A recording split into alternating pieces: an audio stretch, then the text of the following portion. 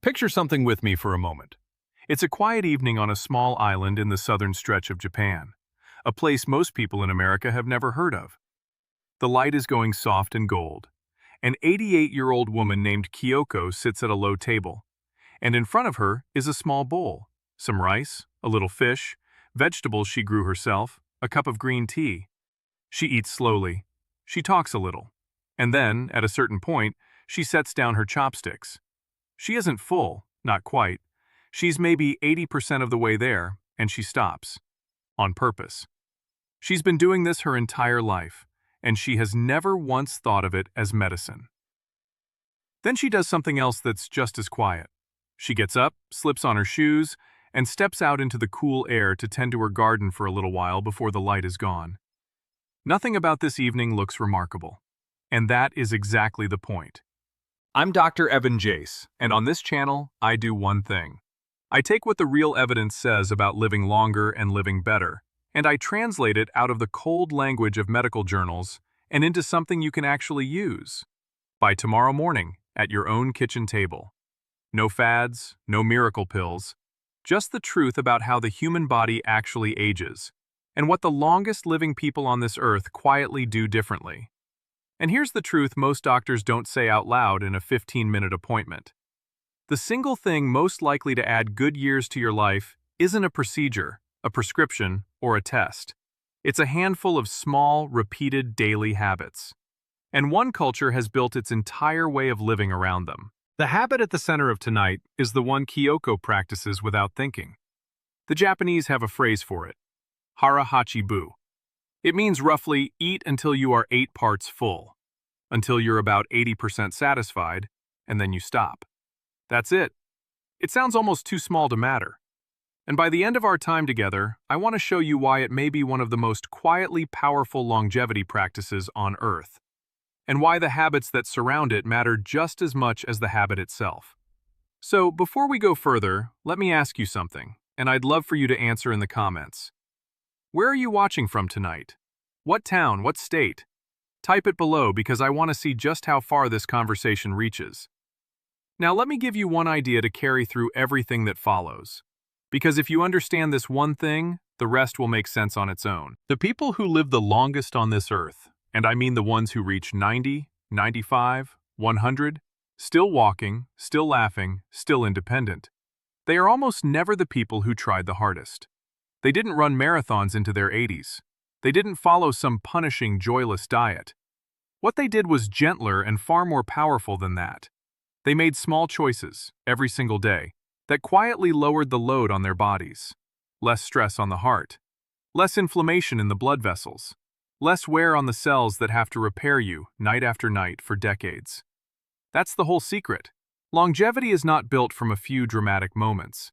It's built from small things, repeated. It's the math of decades. And nothing illustrates that better than the simple act of stopping at 80%. So let me be very precise here about why that works, because it's beautiful once you see it. When you eat until you're completely, comfortably full, and then have those few more bites because the food is good, here's what's actually happening inside you. Your stomach stretches a little more than it needed to. Your blood sugar spikes a little higher. Your body has to pour out more insulin to handle it.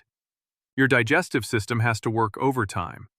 And do that 3 times a day, every day for 40 or 50 years, and you've asked your body to run slightly too hot for tens of thousands of meals. That slow daily overload is one of the quietest ways we age ourselves from the inside. Now, here's the part almost nobody knows. Your stomach and your brain are talking to each other while you eat, but the message runs on a delay. It takes about 20 minutes for the signals that say, "I've had enough," to actually reach your brain. So if you eat fast, you can blow right past full before your body ever gets the chance to tell you.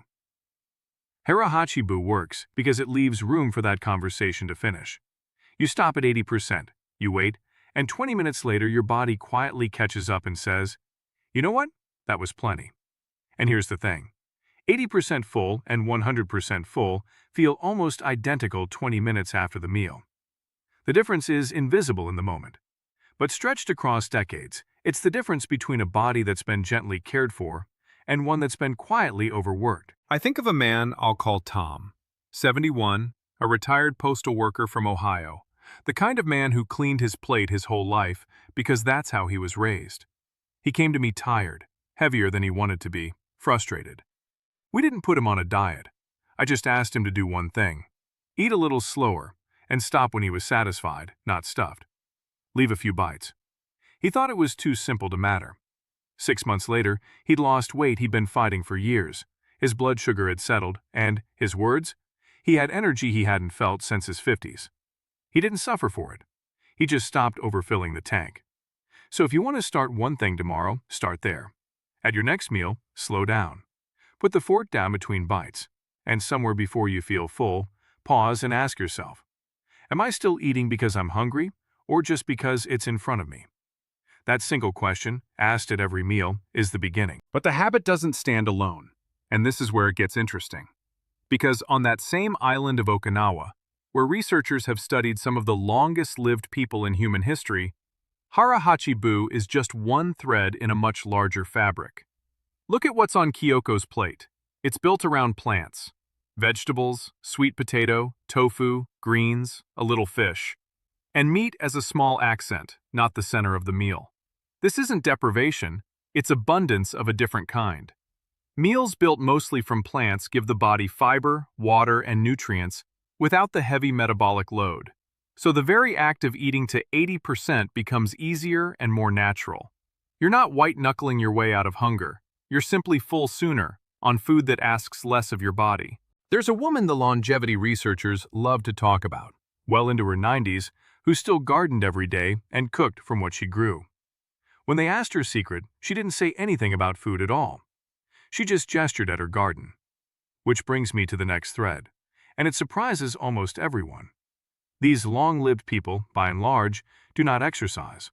Not the way we mean it. There's no gym. There's no treadmill.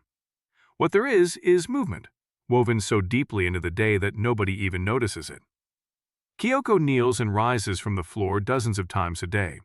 She walks to her neighbors. She works her garden, bending and reaching and carrying. Her body is in gentle motion from morning to night, and none of it feels like a chore, because none of it is. That constant low natural movement keeps the muscles strong, the joints loose, the circulation flowing, and the blood sugar steady. And it does it without a single moment that feels like working out. I had a patient, a woman named Ruth from a small town in Georgia, who told me flatly she would never set foot in a gym, and at 78, she wasn't about to start. Fine, I said, don't. Just move more inside your own day. Park farther away. Take the stairs. Stand up and walk every time a commercial comes on. Garden. She did, and a year later she was steadier on her feet and sleeping better than she had in a decade. She never exercised once. She just stopped sitting still. So here's tomorrow's second small step. Find the movement already hiding in your day and do a little more of it. Don't think workout. Think motion. A short walk after dinner, like Kiyoko stepping out into the cool evening air, does more for you than almost anything you could buy. And now I want to give you the most surprising thread of all. Because if you think this is only about food and movement, you're missing the piece that may matter most. The Okinawans have another word, ikigai. It means roughly the reason you get up in the morning, your purpose, the thing that makes the day worth rising for. A garden, a grandchild, a craft, a friend who's expecting you, a small daily task that's yours and only yours. And here is what stuns people when they first hear it. The research keeps finding that this sense of purpose, this reason to get out of bed, is associated with living longer just as powerfully as the diet is. Maybe more. Think about what that means. We spend fortunes chasing the perfect supplement. And meanwhile, one of the strongest predictors of a long life is something money can't buy and a pharmacy doesn't stock. The simple feeling that you are still needed, still engaged, still here for a reason. The body, it turns out, listens to whether the mind has somewhere to go. I think of a man named Walter, 83, who'd lost his wife and very nearly his will along with her. What pulled him back wasn't a medication. It was a small vegetable plot at a community garden, a plot he was responsible for, where other people noticed if he didn't show up. Within a year, he was a different man. Not because his body had changed first, but because he had a reason to get up, and the body followed. And tying all of it together is one more thing the long-lived almost always have: connection. They eat with others. They belong to a circle of people who look out for one another across their whole lives. They are not alone at the table. Loneliness, we now know, acts on the body almost like a chronic illness, and its opposite, belonging, quietly protects the heart and the mind for years. So let me pull this together because I don't want you to leave with a list. I want you to leave with a new relationship to your own day. You don't need to move to a Japanese island. You don't need a special diet or a single thing you have to buy. Here is where you begin, gently, starting tonight. At your next meal, slow down and stop at 80%. Satisfied, not stuffed. Let your plate lean a little more toward plants and a little less toward heavy portions. Find the movement already inside your day and do a bit more of it. Eat with someone when you can. And ask yourself the most important question of all. What's my reason to get up tomorrow? And then go do a little of that thing. None of these is dramatic. Not one of them will change your life by Friday. That's not how this works. And I won't lie to you and say it is. I'm not saying it's magic. I'm saying this. Small and repeated over the long game, these habits compound. They are the math of decades, working quietly in your favor instead of against you. And let me leave you with the thing that matters most of all. Because there's a difference between simply adding years to your life and adding life to your years. Between a longer life and a fuller one. Kiyoko isn't living to 100 to set a record. She's living to 100 still kneeling in her garden, still eating with her neighbors, still rising each morning with somewhere to be and someone who's glad she's there. That, not the number, is the whole point. You have more power over how you age than almost anyone has ever told you. Not total power, we don't get that, and anyone selling it is lying. Always talk with your own doctor about your own health. But within what you can control, the door is standing open, and it opens at your very next meal.